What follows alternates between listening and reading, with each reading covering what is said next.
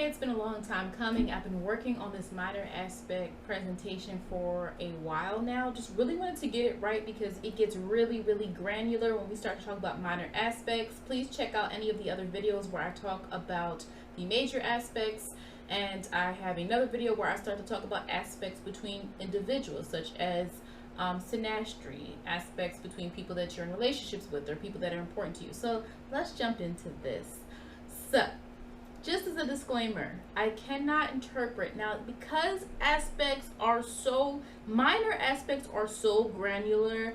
There's no way in the world I can interpret something if I am not doing a reading, because even with my own chart, I have to have a true introspection moment to understand noviles and semi-sextile and semi-square and all of this. So because these are not major aspects, I just want to be clear. You don't have to know the minor aspects when you're first starting out. If you are if you're a budding astrologer or you are a student of astrology, you're trying to figure it all out, trust and believe me. My first readings that I did, when I did them for free, for people that I knew, and when I started charging like not a lot of money, when I was first starting out, I had rave reviews from people, and I did not use minor aspects. I barely talked about major aspects. I just really understood how to tell the story of their chart really well. So please understand, you don't have to if you're learning astrology, learn the astrology first, learn the basics first, and then minor aspects will make 100% more sense to you. Now, it literally requires, in my opinion, a full understanding of the entire chart for minor aspects to be relevant. If you don't understand your chart, if you don't know that you have a mutual reception, if you don't understand what quadrant most of your planets are in, if you don't understand what your chart ruler is, it does not matter if you have a quintile or a bi-quintile. It's really not going to matter, okay? If you're a former client and you are one of my earlier clients and you would like me to add major aspects or minor aspects to your chart analysis, there is a service that I provide where I can add to your chart, because I wasn't always including these in, and I don't really include minor aspects in readings unless I'm doing a master reading, and even then I'm only focusing on the minor aspects that seem the most essential to that person's development. The further you get into chart interpretation, the more contradictory it starts to get. You're going to be reading something and all of a sudden you're like, wait a minute, but my major aspect says this, and this minor aspect says this. That's why I said full awareness, full interpretation of the chart. This is why I only dive into minor aspects when I fully understand someone's chart. Okay? I only dive into minor aspects when I know, okay, this person's Jupiter is important to their chart. It's in retrograde. It's their chart ruler. Let me talk about their bi-quintile in the reading. Or let me add in their chart analysis about this semi-square. You get what I'm saying? So I want us to be careful. But the way I do it is I pick what seems the most relevant, because the more you get into the weeds, the more you can lose the essential meaning of astrology, and you don't want to do that. You'll notice that signs that are actually sextile or trine may actually form a minor aspect. I'll talk about that once we get through the video. Not all minor aspects are significant. They're just not. I mean, you have traditional astrologers that back then didn't even really use minor aspects. They use the major aspects that we all know: conjunct, trine, opposition, square. Sextile is considered to be a major aspect. That was what was used. Might have forgotten one, but that's what was used. So it's okay if you don't have a lot of minor aspects. You might not. It's harder to eyeball major aspects. Okay? Harder to eyeball than major aspects. Major aspects, you guys can some of y'all can look at a chart and be like, oh, that's a square, oh, that's a trine. But when you're a super veteran astrologer, you might be able to glance at it like, oh, there's a novile. Most people need the computer programs to know the minor aspects, all right? And so that's why it's like, to understand the whole chart, you can get a lot of information just by using the basics. Minor aspects just kind of add a little bit more to it. For some people, it's fun little additions. It helps us understand something in a micro level, but for others it helps explain a mystery. There could be something in your chart that just doesn't make sense. You've interpreted it, and then you understand the semi-square. You're like, wow, I get it now. Now, if your chart ruler planet is septile, bi-quintile, another planet, it may be important for you, but for somebody else it might not be important. So keep that in mind. Inconjunct, both are the same thing. I just know that when I look at quin, I think of like quintuplets, right? And so that helps me think of the 5. 150 degrees apart, awkward. energy. All right, these are 5 signs apart. It feels unusual together. You know, Aries, Virgo energy feels unusual. You have to get to know this energy to understand it. It does not feel familiar. It appears to lack any similarity or signature pattern. There's a power struggle type of energy because we don't understand each other. It's like when you're squaring off with a villain in a movie. I don't understand you. I don't know how you move. I have to study how you move before I know how I can deal with you. Now, it can be seen as having more significance than other minor aspects. There are some astrologers who say, no, we should really focus more on these inconjuncts. They matter more than you think. In other examples, Libra and Pisces, Gemini and Scorpio. What you'll notice is these signs differ in masculine and feminine and by element, modality, expression, and energy as well, okay? Don't get caught up in concern over masculine and feminine. Again, when you're getting your chart interpreted, you share all that energy, all that information about your identity, what you associate with, what you resonate with, and then we work from there. But astrology is, if nothing else, it is a series of categorization. We have to categorize. That's what astrology is. Like, you're a Virgo, you're a Libra.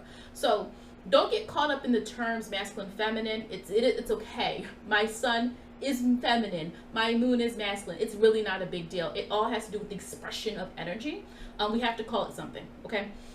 Uranus at 13th degree, Sagittarius, inconjunct North Node and 12th degree Taurus. Let's talk about this. So when you think of a Sagittarius and Taurus energy, it does not feel or seem like it has anything in common.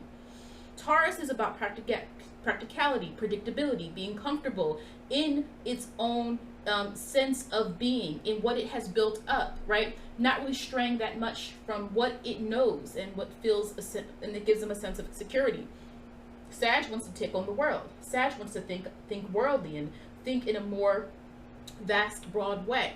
The question becomes, how does this individual fit worldly views and truth that requires them to believe and expand with a North Node direction meant to be practical and simplistic? That is me. I have Uranus in Sagittarius. It's in the 4th house, in conjunct my 9th house North Node. I have been able to do this though, okay? Because what I'm supposed to do is all the knowledge that I have and all the thoughts that I have, I simplify them to the world. I have a bunch of things in my head.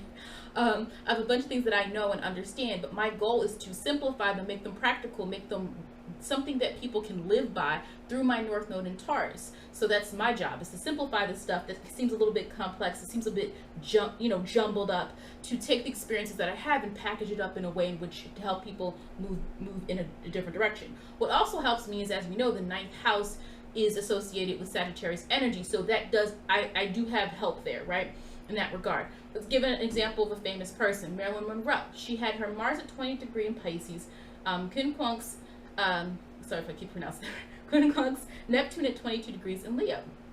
So with this energy, what did we know about her? And again, I don't want to just deduce her to her romantic relationships, but that is a part of her story. We can't erase that. Her lure and draw with men is what she's known for, right? We know that, but Mars can represent the masculine energy in a straight woman's chart. Mars can represent the masculine energy in anyone's chart, but once we talk about what you're attracted to, that's when we get specific, right? That's the way I do interpretation. So that's why in my client form, I ask people to tell me things about them so I can tailor their reading for them. And so I get to make sense of what this means in that way. But she was seeking perhaps fulfillment in her attachment to the allure of powerful men. But it seemed like she was never quite happy. She had access to men who had power and influence, but it never quite worked out. Neptune and Leo, like her dream, she always dreamed of being a star even before she was famous. So she did meet that goal, but Mars being in Pisces is also like seeing something in these men, but not always understanding fully what she was even looking for in the first place, which probably was a deeper rooted thing from her past, right? And so that's what again, I could go more into interpreting her Mars at 20th degree. Also, I was looking at the fact that we know Neptune rules Pisces, right? And so that energy in itself of illusion, of power and what it would grant her. But again, I don't have time to really dive as much. Maybe I'll do a different reading about her chart in particular. So quintile is 72 degrees. Now again, when you use your software or when you use a website and you go and you click on minor aspects, this should come up automatically. Now the energy with the quintile, it is not direct. It is somehow linked and merges together. So it could be signs that at first glance, the degrees don't look like they have anything to do with each other. There are spiritual connections between these planets, so to speak. in terms of concepts of fate, chance, and destiny. Quintile, you're not really doing anything. It's not like a square. It's not a problem to solve. It's just something that can form a little bit easier together. Now, quintiles often will appear as signs who can appear to have an aspect by sign. You can see something that you think is sextile. You could say, ooh, two sextile signs, right? You could say, oh, you know, these signs look like they're sextile, but look at the degrees. They're far apart. A sextile, most astrologers will say, has to be 5.7 degrees.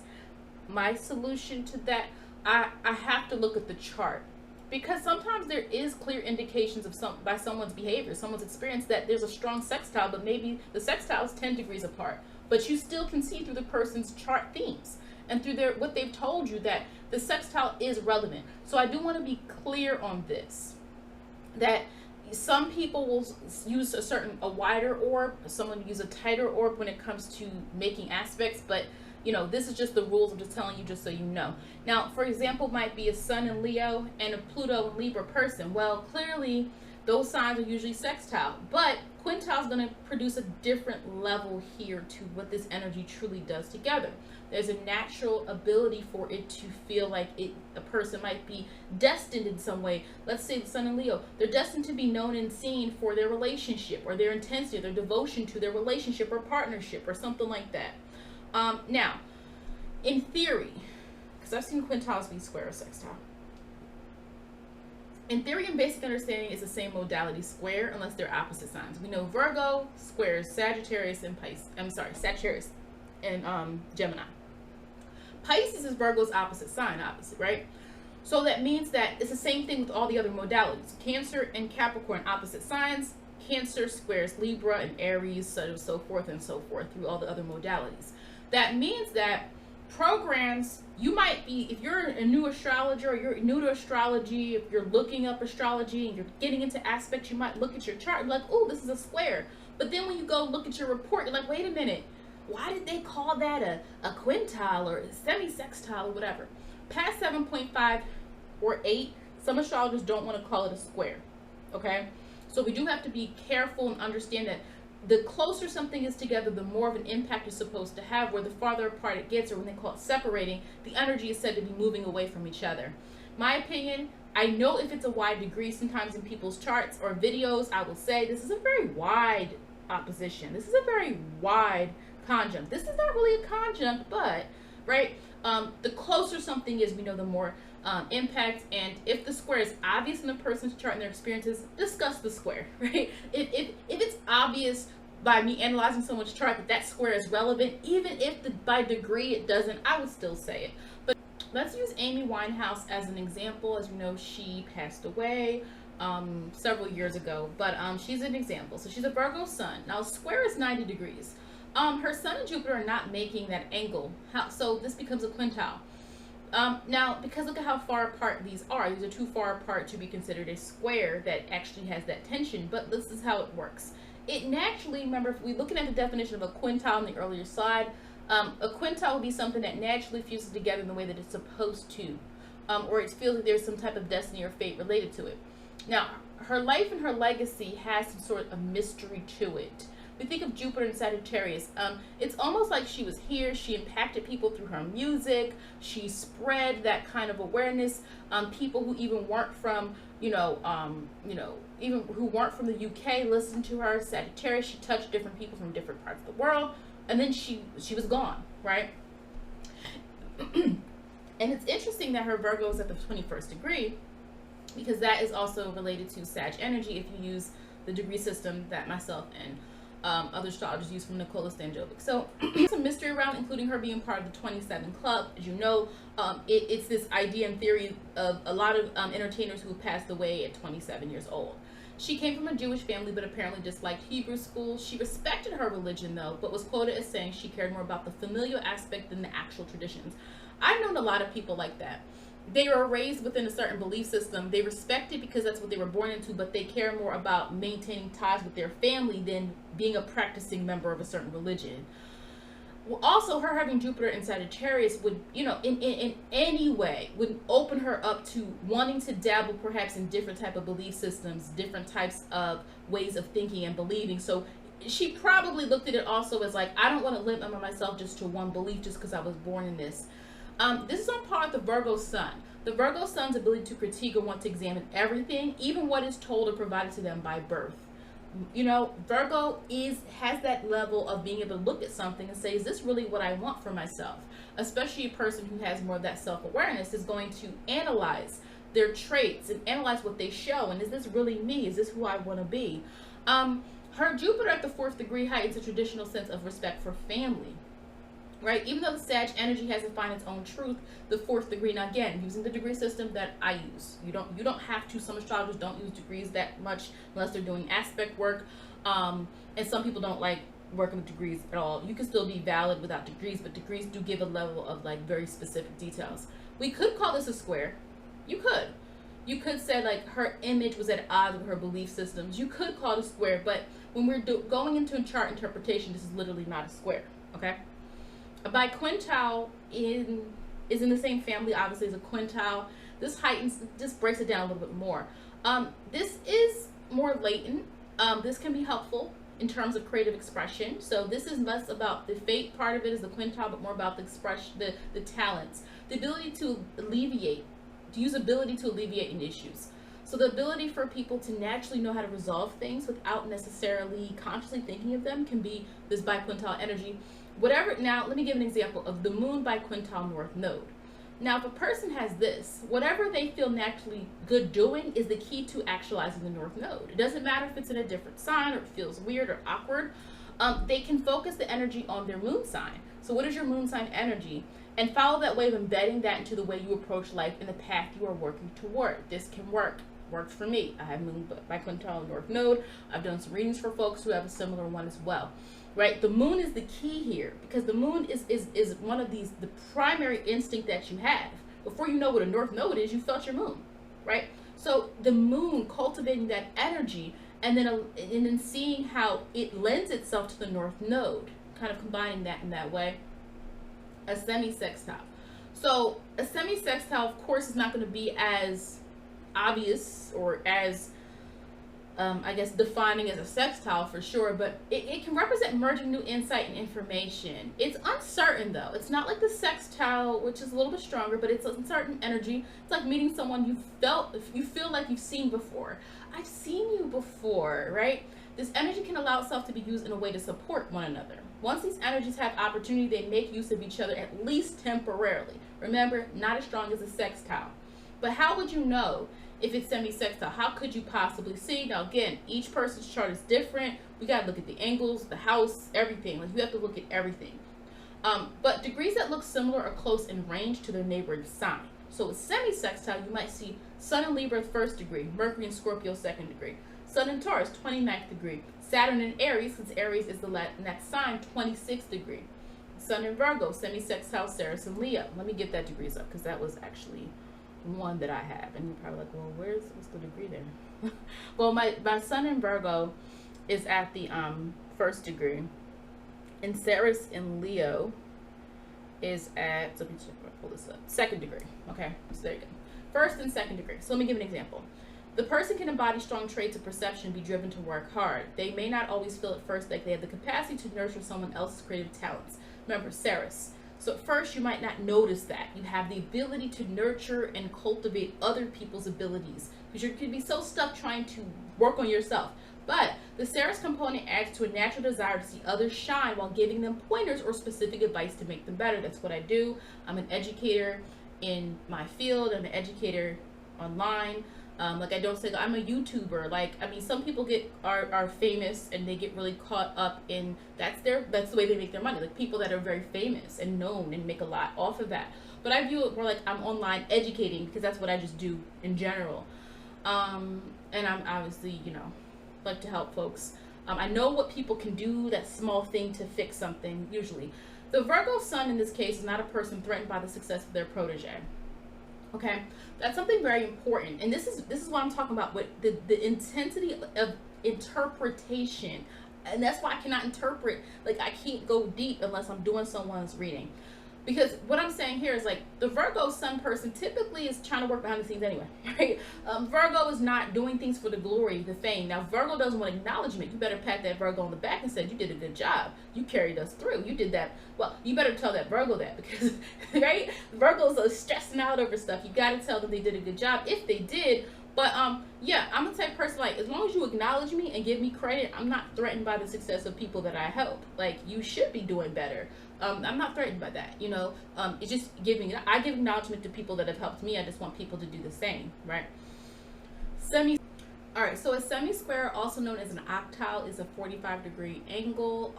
Think about it like this. It's half of a square. A square is 90 degrees. And if there's 30 degrees in a sign, you'll see this appears as a wide degree between neighboring signs in a way. This is a similar experience in a square, but it's more internal. It's less external, right? For some people, when something is not literal or physical, it can be difficult to understand its presence. It's like walking through life, and some people who are successful on the outside feel good about that, right? But some people, if you're not self-aware enough, you forget to deal with the minor problems that you're really dealing with, right? So a person, that's why you see people who are successful or famous have breakdowns sometimes.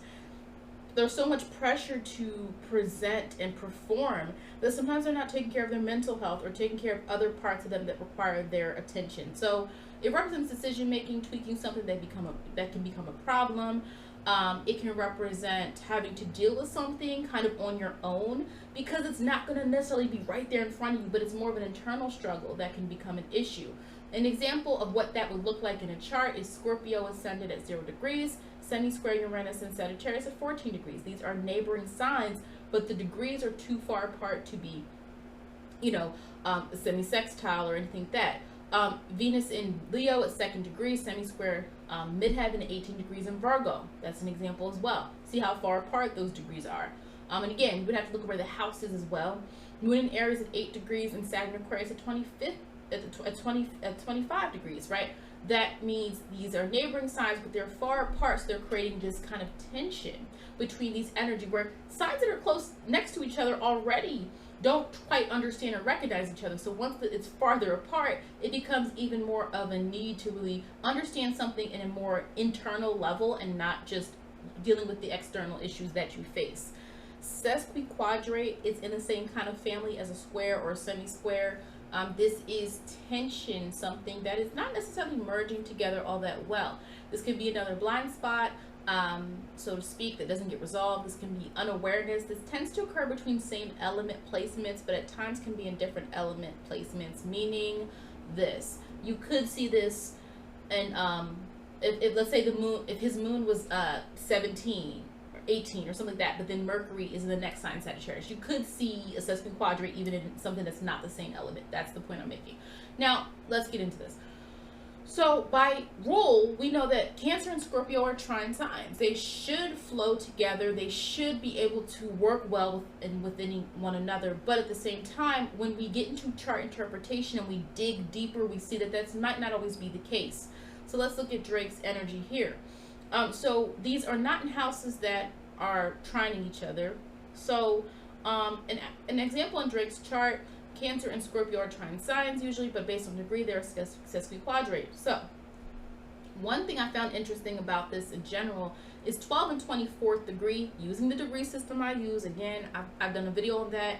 I can drop some links of whose system that I use, but it makes sense to me and people that I do work for. So 12 and 24, these are Piscean degrees, okay? And I'm going to talk about why that's important in a moment. Now, the moon in Cancer energy definitely has a close relationship to his mother. He does have a relationship with his father as well, but you can tell, like, you know, he's this close relationship to his mother. You also see, though, with the moon being 11th house, that's going to mean he also needs nurturing and care and to be accepted in some way through group membership, through friendship, through networks. He cares about being accepted, right?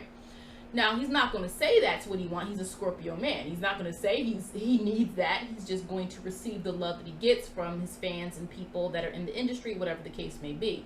But there is a feminine energy here of needing feminine energy.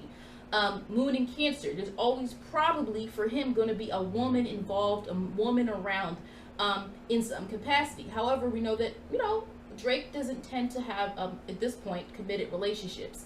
Now, this sesquiquadrate Mercury in Scorpio can cause a kind of it feels like a contradiction. Like it's like, well, wait, if he's always around these, well, we know how people move, right? But if he's around these women, but like, why is he never really committing? Mercury in Scorpio. Anyone with Scorpio energy, it's like, well, wait, they like to get involved with someone and embedded. I think he probably does, but again, it's very momentarily. These are very Piscean degrees. Pisces energy can be fleeting. If you have a Pisces person who's not devoted, Pisces energy in general can be fleeting. It can be for the moment. It can be like I put here. So another thing with his relationships and this being a thing, he might not even notice this is a issue. It might not really be an issue for him until it's an issue for him. Get what I'm saying? It might not be an issue for Drake until he does meet someone he wants to be in a relationship with and he can't tame his ways. So this is what I'm talking about the internal struggle and this blind spot energy. It's like for now, he's like, I'm doing what I need to do. I get dates. I date this person, that person, I'm good. But his Venus is in retrograde. That's one thing also to remind us about him in relationships of what he's trying to learn or what he could learn. And also his 5th and 7th houses. When we're talking about romance and affairs and things like that, we're going to look for the 5th and the 7th. The 5th is the fun of it all. His 5th house and 7th houses have Piscean energy. Okay. And the importance of that, so the 7th house, remember, his 7th house has Jupiter and Pisces in it. And his 5th house must have Neptune in it.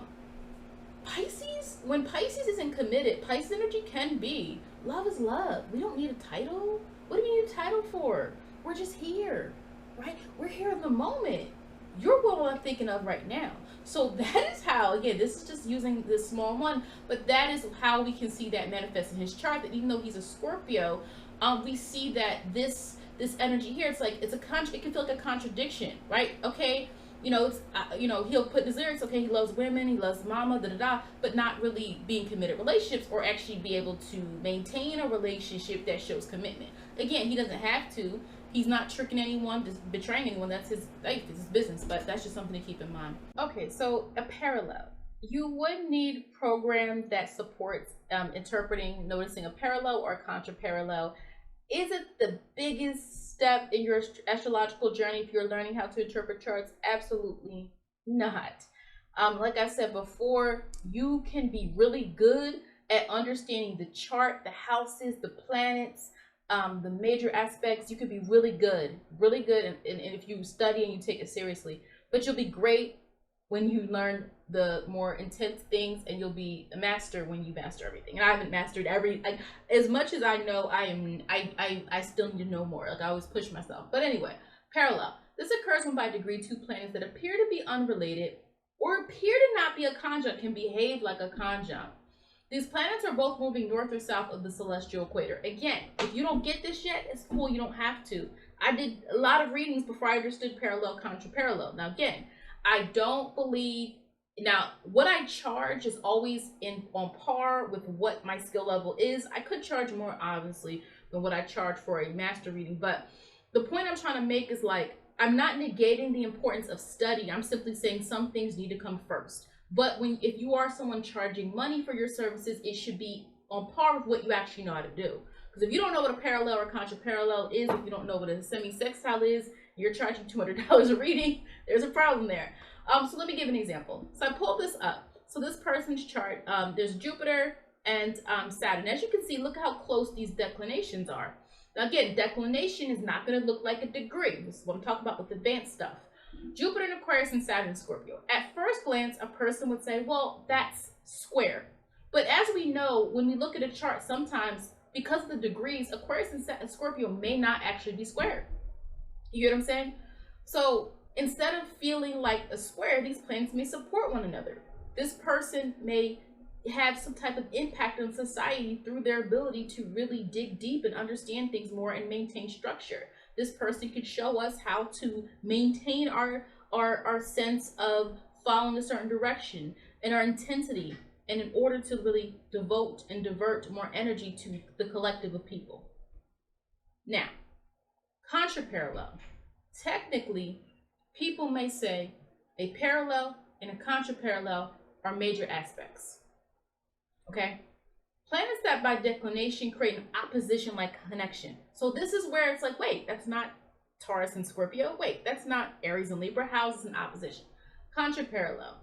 Relatively near a similar degree, one north and south. But also the declination means the distance from the celestial equator. So for example, these will be in different hemispheres, typically of the chart. And again, Leo and Scorpio, at first glance we'll say that's a square. But if by degree it's not squaring, we then can look at the declination. The declination shows these are kind of relatively close. But the reason why this one is minus and that one is not is, remember, they're in different hemispheres. One south, one north. So because of that, this energy can actually operate as an opposition. And if this Leo, Mercury and Leo person already has an opposition with Jupiter in Aquarius, they're learning how to merge the Mercury and Leo, the Saturn and Scorpio, and the Aquarius energy as well. So that's just something just to keep in mind. Hopefully this helped with some insight on minor aspects. I don't want to go too far into septile and noviles. I don't tend to work with them all that much, but a septile can represent energies that are more hidden, can be occult in nature, and are prone to keen perception of spiritual abilities, I would say. It's something you are drawn to or feel a calling to do. Sometimes septiles are represent this nature of a spiritual calling, a spiritual nature of I feel that I have to do this, or it could be religious also. Sometimes people feel called, this is my calling, this is what I'm supposed to do. Sometimes you can even see like some artistic ability, something that kind of touches more on the soul, touches more on feeling drawn to a certain way of being in order to really produce something that is less literal in nature. And the novile is 40 degrees, which can represent layers of idealization, opportunities for perfection. It's very minute and kind of rare energy. But that is it for this video. Again, I might do some more topics on this, but just wanted to really break down some of the main minor aspects.